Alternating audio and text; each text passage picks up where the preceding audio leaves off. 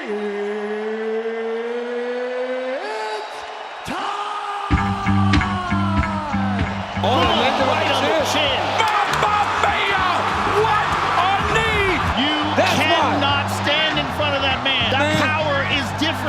extraordinary. Another opponent. Whoa! What a head kick. It's all over. A spectacular finish, just like that. Headshot, bang. Done. What's up, everyone? Welcome back to another episode of The Fight Corner.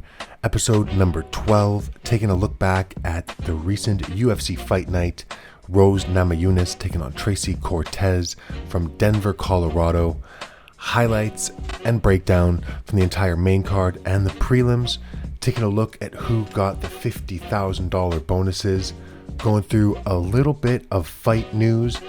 And then ending with a look at this week's fight card. Amanda Lemos taking on Verna Jandiroba from the UFC Apex. So without any further ado, let's get into this week's episode. Kicking things off in the main event, Namajunas taking on Tracy Cortez, who is filling in for Macy Barber. Namajunas with some good leg kicks and looking to get the jab going, and Namajunas pops Cortez with a nice 1-2 and lands another right hand off of Cortez low kick, and then Namajunas smashes Cortez with a lead left hook and a right hand that knocks Cortez's eyelash off. I'm not sure if those should be allowed to be worn in the octagon, and that sent Cortez crashing to the canvas, and Namajunas jumps into guard looking for ground and pound. Namajunas steps back and lets Cortez back to her feet when Namajunas continues to land on Cortez. Namajunas continuing to utilize her jab and moving really well, very elusive, and Cortez does land a good right hand before the end of the round. In the second, it was really even through the first half of the round, with both having moments of success, but it is Namajunas who is leading this one with her jabs, leg kicks, and nearly landing a nice question mark kick upstairs.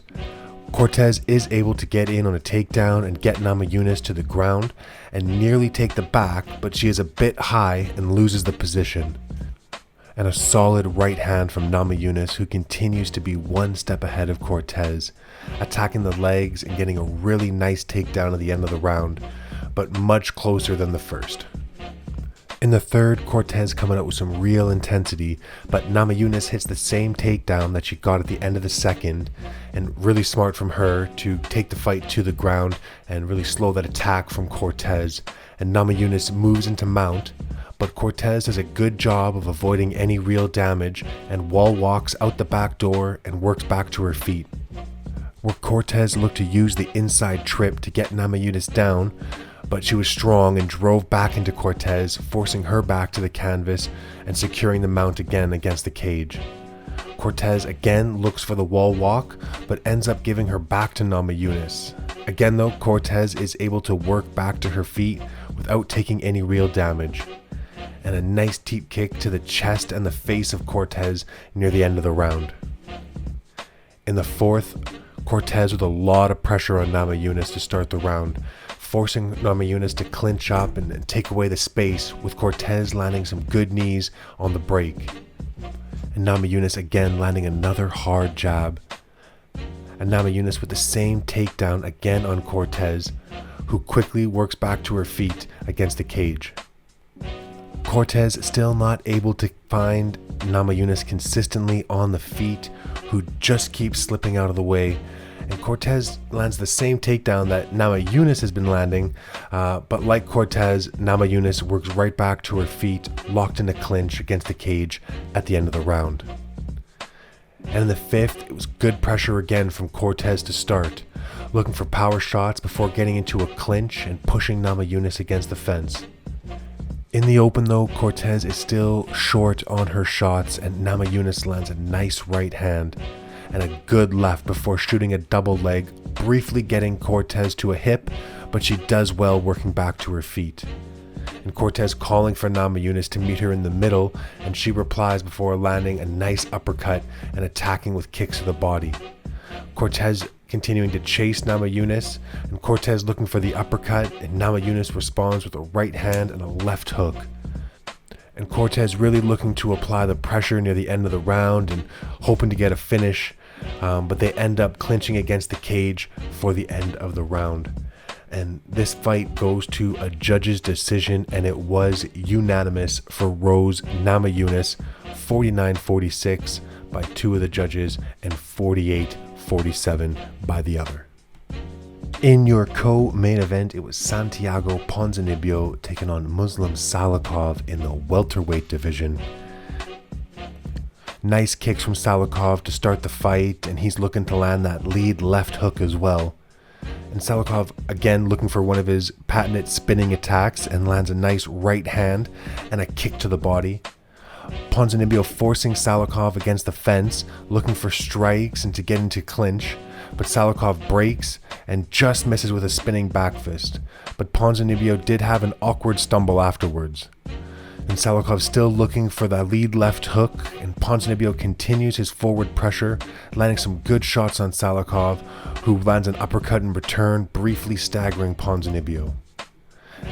In the second, Ponzinibbio still pushing forward, but having little to show for it, and Salikhov landing a right and a left hook that causes Ponzinibbio to start backing up and looking for space.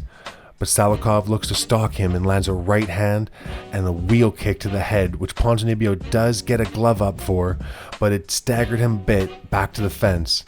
And Ponzinibbio does recover and continues to apply that forward pressure to Salikhov, and he lands a solid double jab and a right hand on Salikhov, who steps back and changes levels, getting the brief takedown on Ponzinibbio, but offers no resistance to letting him back up. And it's Ponzinibbio securing the takedown near the end of the round. In the third, nice front kick to the body from Salikhov and a glancing right hand from Ponzinibbio, who attacks the lead leg of Salikhov. And Ponzinibbio now starting to use his jab, and neither really looking to put a stamp on this fight or really take it in this third round. And Ponzinibbio gets to the clinch off a takedown attempt before eventually wearing Salikhov down to the canvas. Salikhov is able to work back to his feet, but can't get free of Ponzinibbio, and they end the fight against the cage. And this one goes to a judge's decision, and it was a split. 29-28 times 2 for Salikhov and 29-28 by the other for Ponzinibbio. In your feature bout, it was Drew Dober taking on Julian Silva in the lightweight division, and Silva with the quick turnaround after defeating Charles Jourdain at UFC 303, and I was really looking forward to this one, and it did not disappoint. Dober landing a hard leg kick before attacking the body and landing a left hand upstairs that caught Silva's attention. And Silva cracking Dober with a right hand and making him miss on the return, with Silva just grazing the chin of Dober with a flying knee and lands a hard left hand before shoving Dober off of him to the canvas. And the last shot appears to have cut Dober on the eye. Silva looking for the head kick and Dober attacking the legs in return. Silva is getting the better of the exchanges right now and lands a hard kick to the body of Dober. Silva using really good movement and is attacking well to the body and the head. In the second, Dober forces a clinch and forces Silva to the cage and looks for a knee to the head and a left hook off the break. Silva turns to Dober's corner and tells them to shush and gets cracked with a left hand for doing so, and Silva nearly catching Dober with a knee up the middle before landing a hard right hand. And Dober getting to the single collar tie and looking for uppercuts against the cage, with Silva landing two nice right hands in return. And Dober attacks the inside of the lead leg of Silva and then goes to the body against the cage. Silva comes back with some hard right hands, and Dober lands the Superman punch and tries to pressure Silva against the cage, who knocks Dober down to the canvas off a kick and just misses on a wild uppercut. And Silva mixing it up to the head and the legs of Dober, and Silva lands a beautiful elbow when Dober went to charge in before stuffing Dober's takedown. And And near the end of the round, Silva hit Dober with a spinning elbow right to the side of the head, hurting Dober, and Silva landed some hard punches and a kick to the body with a few seconds left in the round. And that cut on Dober's eye is nasty. It is beyond brutal. It's disgusting. And in the third, strong kicks from both to start the round, and Dober pressuring Silva against the cage, looking for strikes before going for the takedown that Silva stuffs and lands another spinning elbow, dropping Dober to the canvas, who gets back up and Silva just misses the knee to the face. Silva again looking for the spinning elbow off the cage, and Herb Dean stops the fight for a doctor to look at the cut on Dober's eye, which is horrific to say the least. And the doctor takes very little time in stopping this fight, and that's one of the most brutal cuts I've seen in a long time. It reminds me of the Marvin Eastman cut when he fought Vitor Belfort way back at UFC 43.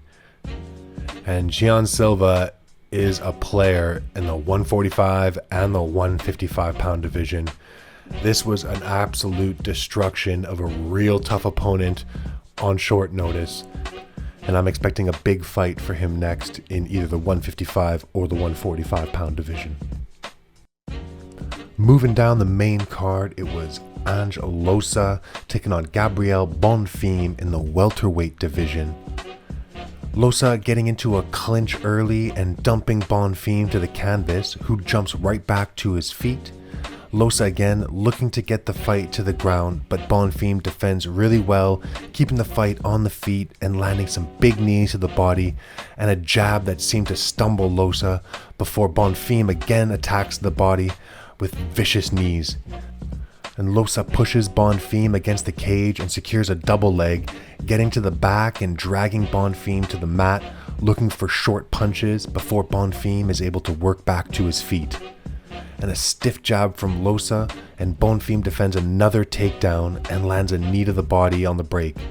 And again, Bonfim stuffing the takedown and landing a good knee to the body on the break again. Both exchange jabs, and Loosa looks for another takedown, and Bonfim jumps guard for the guillotine, but when he slips off, he pushes off and gets right back to his feet, where Bonfim starts throwing with some real intensity. In the second, Loosa wanted the early takedown, and again, Bonfim jumps the guillotine, doesn't get it, and they work back to the feet, where Bonfim lands another hard knee to the body. After punching in from distance, Bonfim clinches up with Loosa and lands a knee to the face. Good kicks from Bonfim to the body and the leg before another hard strike to the body from the clinch. Loosa, though, is staying in the face of Bonfim and landing shots of his own, but it is Bonfim who is landing the far cleaner and better shots. And a really nice uppercut to the body from Bonfim and a knee to the same spot to follow. And it's Bonfim getting the takedown at the end of the round. In the third, Loosa lands a hard calf kick and Bonfim fires one back of his own. And Bonfim continuing to use his jab really well and consistently sticking it in the face of Loosa. And Bonfim again attacking the body with a hard kick and another knee from the clinch. Bonfim still very effective with his jab and landing a hard calf kick before defending another really good entry from Loosa. And Bonfim again right back on the jab and attacking the body with kicks and knees. And Bonfim still with real good pop on his punches, and Loosa looks for another takedown near the end of the round that Bonfim again defends with the guillotine. And this one goes to a judge's decision, and it was unanimous for Gabriel Bonfim, 29-28 by one judge and 30-27 by the other two. Next up on the main card, it was Julian Erosa taking on Christian Rodriguez in the featherweight division. Round one, Rodriguez getting his jab going early, landing a kick to the face and a right hand, followed by an elbow and a left hand. Rodriguez finding a lot of success early in the fight. And Erosa lands a hard right hand, slightly stumbling Rodriguez, who returns a right of his own, and both land in close. Rodriguez continuing to land his jab and putting punches behind it. and Erosa lands a beautiful rear elbow on the advancing Rodriguez, pushing him back to the cage where they exchange in close with both landing good shots. Erosa catches a body kick and kicks out the standing leg, getting the fight to the ground and getting right on the back. Rodriguez is able to work his way back up to the feet and end up in top position, but in Erosa's guard, he locks up a tight guillotine and gets the quick tap from Rodriguez. And this was a really great fight for as long as it lasted, and it's Erosa getting the submission victory at 4:49 of the first round. And kicking off the main card, it was Abdul Razak Alhassan taking on Cody Brundage in the middleweight division. Brundage immediately punches into a takedown, but Alhassan defends with short elbows, rocking Brundage and making him release the takedown, and Alhassan swarms Brundage with hammer fists and punches. Brundage is able to get back in on a single leg, where Alhassan continues to look for those short elbows, but he catches the back of Brundage's head a couple of times, forcing Big Dan to step in and call time. The doctors come in, and after some words with Brundage, they call the fight off just after 30 seconds into round number 1. And this fight ends in a no contest due to accidental strikes to the back of the head. Very disappointing. If Alhassan was able to just put a bit more control onto those strikes, this was an easy victory for him. And yeah, it's unfortunate. On the prelims, it was Charles Johnson taking on Joshua Van in the Flyweight division, and this is another one I was really looking forward to. Johnson looking sharp early, landing a beautiful long combination with punches and kicks to the body and leg, finishing with a nice jab on Van. Van applying a lot of forward pressure, but Johnson attacking with kicks to the legs and the body. And Van closes in with some left hands, and they clinch up against the cage with both looking for knees to the body. They break, and Johnson continues to attack with kicks and gets in deep on a double, but Van sprawls and keeps the fight on the feet. Van staying again with the forward pressure, and Johnson rips to the body, and Van is undeterred and stays in the face of Johnson, landing a nice jab and a right hand, but Johnson comes back with a left and a right of his own. Van eventually starting to find his range, landing his jab and getting closer with his right hand. And Johnson with a kick to the body that Van catches and kicks out the standing leg of Johnson, who uses an inverted triangle to get Van to scramble, and back on the feet, Van stuffs another of Johnson's takedowns and lands a knee to the face on the way up, and both exchange on the feet before the end of the round. In the second, Johnson staying with the leg attacks, and Van lands a nice jab with a sneaky uppercut under the arm of Johnson behind it. Another jab followed by a hard right hand and some nice body work against the cage from Van. And Johnson landing good strikes with the hands and the legs, trying to keep Van at distance. But Van continuing to pressure Johnson against the cage and looks to land on the inside, but Johnson is able to circle out and back into space. They're going back and forth, both landing really good strikes near the end of the round. And Van has the power, but Johnson is using a good variety of strikes and doing a good job of mixing up his attacks. And it's a furious start to the third round, with both looking to take each other's heads off, and Johnson lands a right hand off the temple of Van, wobbling him, and Johnson then drops Van with a beautiful uppercut, followed up with a single shot on the ground, and the ref dives in to stop the fight. And that was a crazy 20 seconds to the start of that round, and Johnson finishes off the young prospect early in that third.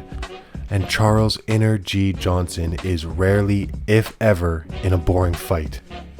I can't wait to see who the UFC gets him paired up with next. Moving down the prelims, it was Jasmine Jasudavicius taking on the newcomer on short notice, Fatima Kline, and a lot of feeling out from both in the first before Kline lands a right hand and gets the takedown off a Jasudavicius low kick. And Jasudavicius doing a great job of controlling the posture of Kline and looking to use her butterfly hooks to off balance and sweep. She eventually causes a scramble where Kline did end up briefly in mount, but Jasudavicius is able to roll before she settles and ends up on Kline's back, landing short shots and looking to get her hooks in. Jasudavicius continuing to control from the back position, and Kline scrambles to bottom side with Jasudavicius still looking to land punches before moving to the back again before the end of the round. In the second, Kline landing a good right hand and followed up with a left hook and another right hand, and Jasudavicius landing a right of her own followed by a hard jab and a kick to the body before they clinch, and Kline just misses with an uppercut. Jasudavicius forces the fight against the fence, clinching up and looking for some dirty boxing.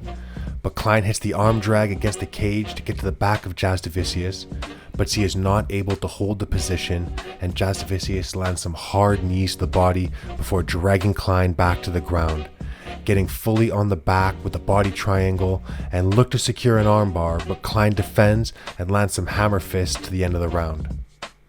In the third, a good kick to the body from Kline to start the round, and another hard right hand followed by a series of lefts and rights, forcing Jasudavicius back, who shoots the takedown, but Kline keeps it on the feet and continues to land the right hand. More good lefts and rights from Kline, and Jasudavicius landing also, but not like Kline is. When they clinch, Kline looks to secure the head of Jasudavicius with a headlock, but that allows Jasudavicius to slip right to the back and push the fight up against the cage, with Jasudavicius sweeping the leg and getting Kline to the ground. Nearly moving to mount, but Kline uses the cage to try and get out the back door, getting to the feet, but Jasudavicius slams her back to the ground, controlling Kline for the rest of the round from the top position. This is a really good showing from Kline, stepping up on short notice, up a weight class as well, and she definitely shows that she belongs here, but was on the wrong end of a unanimous decision victory, 30-27 by all three judges for Jasudavicius. Moving down the card, it was Damon Blackshear taking on Montel Jackson in the bantamweight division.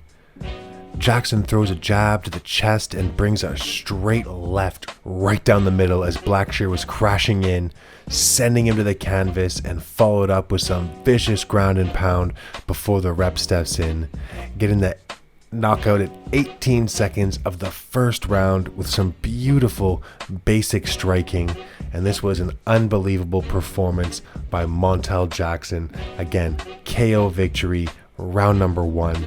18 seconds in, and that's 2 first round knockouts back to back for Jackson, who is definitely riding some momentum right now.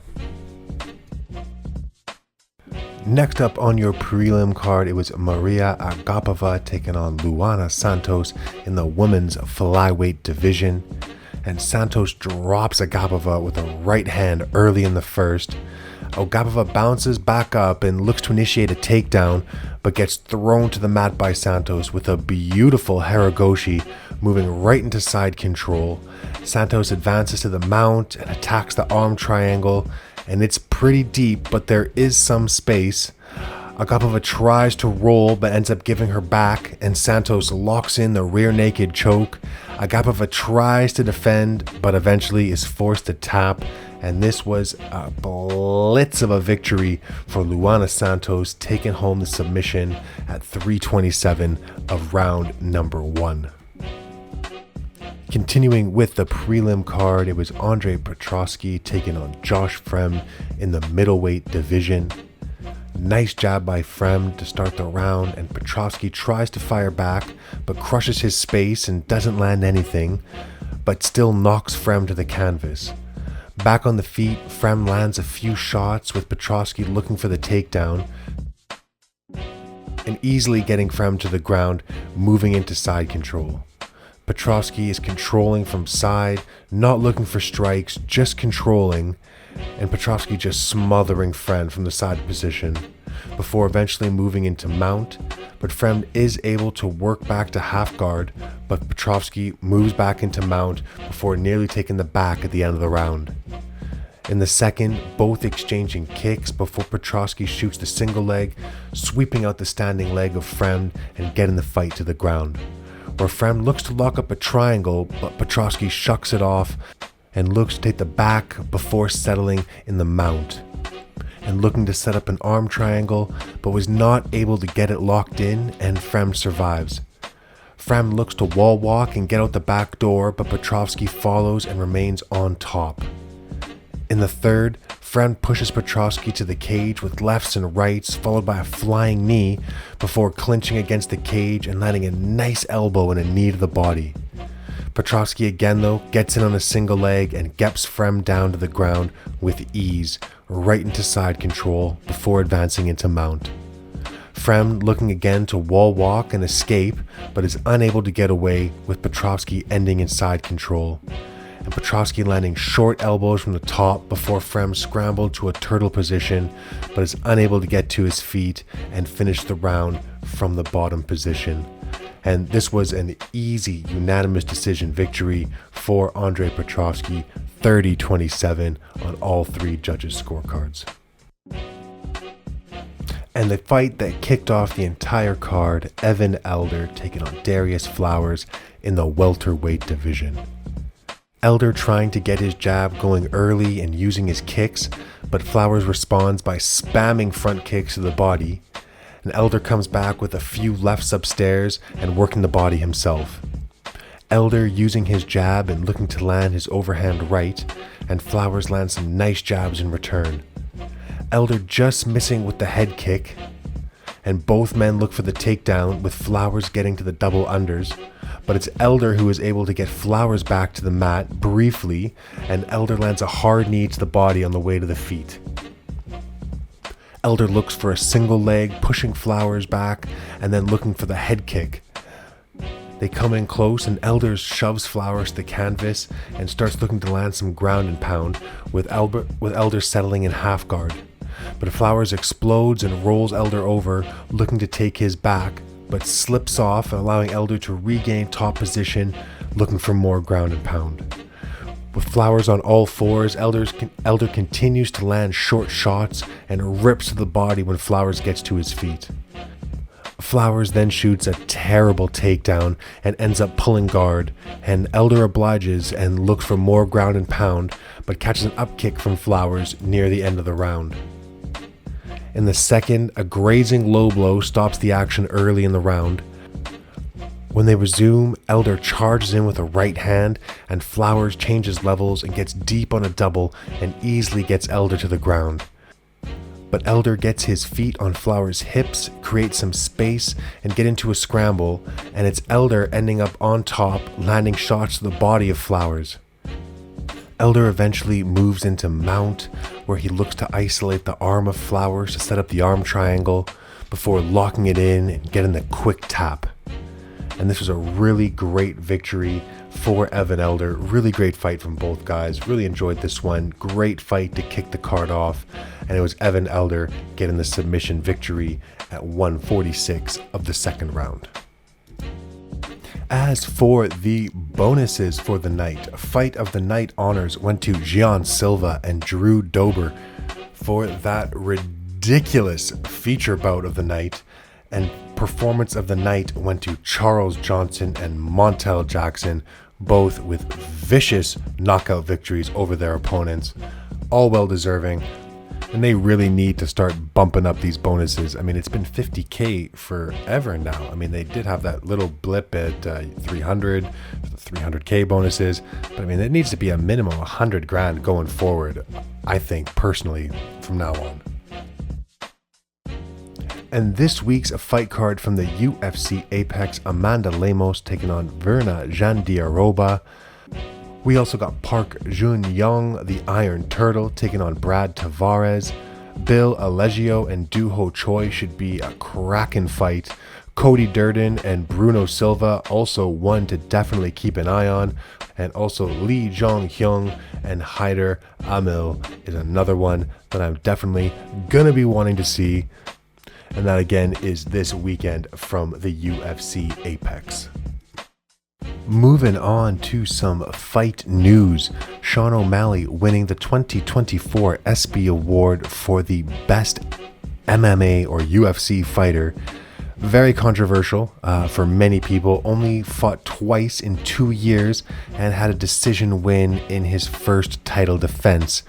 And I think a lot of fans were a bit perturbed by this, as there were many other fighters who they think probably deserved this a little bit more. And for myself, number one coming to my mind is, of course, Alex Pereira. And one of the MMA legends is set to return, with King Mo Lawal ending his retirement and signing with BKFC, setting a debut in the organization for September. Mo, the former Strikeforce champion and Bellator veteran, was in retirement for 5 years, but will be facing Dave Mundell in a light heavyweight bout at the BKFC 66 card in Hollywood, Florida on September 13th.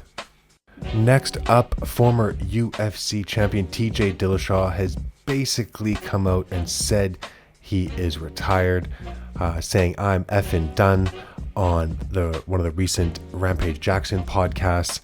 It's been 2 years since he last competed in the UFC after suffering that shoulder injury or recurring shoulder injury against Aljamain Sterling at UFC 280.